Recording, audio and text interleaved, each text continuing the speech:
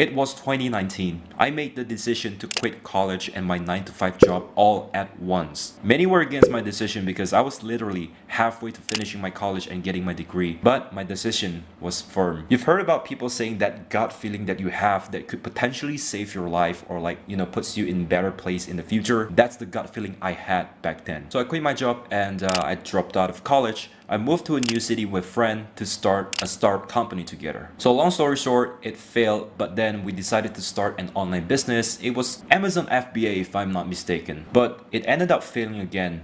And at that time, I really had no choice but to go back home again, living with my parents. You've probably heard a lot of success stories online, right? Of how people drop out of college, quit their 9 to 5 job to start their side hustle, and then they became a millionaire.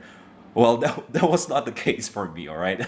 I mean, that wasn't supposed to be a joke because a year after that, it was 2020, I was stressed out and I was straight up depressed. I was figuring out what should I do with my life because I just dropped out of college. I just quit my 9 to 5 job. I had basically no degree, so I had no safety net in my life if I actually gone broke, But I heard this one advice, not just from online self-improvement community, but actually from my close friends and families as well. Now, if I followed this advice until now, I wouldn't have record this video to you guys because I would still be broke and not living my very own fullest potential. By the way, if you like my story so far, like, comment, and subscribe. I would highly appreciate that, and hopefully you can get to 10,000 subscribers before 2025. That might be a non-realistic goal, but hey, one video at a time. Alright, so back to the story. I was falling behind in life, and you might actually heard this advice as well.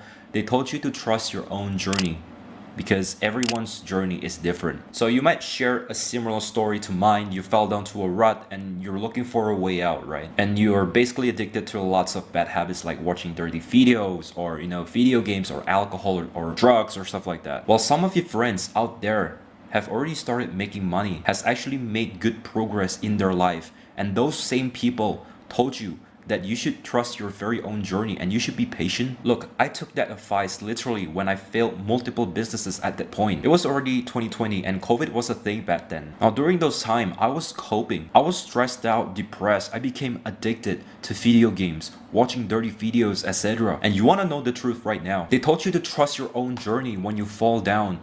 But honestly, no one actually give a about you when you fell down. Maybe some of your real friends will pick you up, but not for me, not in my case. I had to pick myself up. I was the one that had to get out from that rut. I was the one that had to swallow the hard truth. And those same people that told me that I should trust my own journey didn't even give a about me, bro, when I wasn't making any money, when I was straight up depressed, bro. And I had to learn that lesson myself. And next time, if I actually see someone that falls down in life, instead of telling them, oh bro, just be patient, just just trust your own journey. No, you know what I would tell them?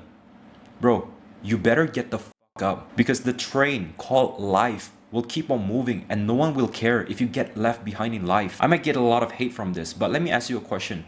Who would you respect and who would you love to connect more?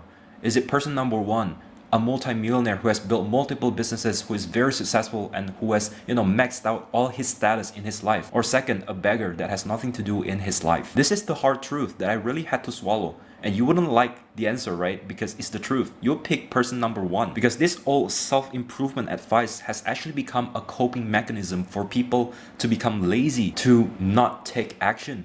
But if you're a man that is watching this video, of course, you should be patient at the right situation. But again, if you're a man, you should be ruthless in what you're doing. You and your purpose should be aligned together, because if you don't do that, you will get left behind. I mean, imagine when you're already 30 years old and you haven't made it in life and you still hold on to the fact that you should be patient, you should be, be slow with yourself. You better have your purpose aligned, because people won't wait for you and life won't hand out anything for you for free. Love it or hate it, we're all playing the same game, so you better get good at it. And don't wait for ideas to come. You'll be more inspired right after you take an action. I don't want you to fall into the trap like I did back in 2020 when I was in the lowest point of my life. I was waiting for opportunities to knock on my door. I was spending like 80% of my time at home doom scrolling, bro, because TikTok was the thing back then, and I spent the majority of my time with that. And as I was doing that, I was actually hoping that a bright business idea will pop up in my mind. But the truth is that the longer I wait, the lazier I get. Most of the time, at least in my case,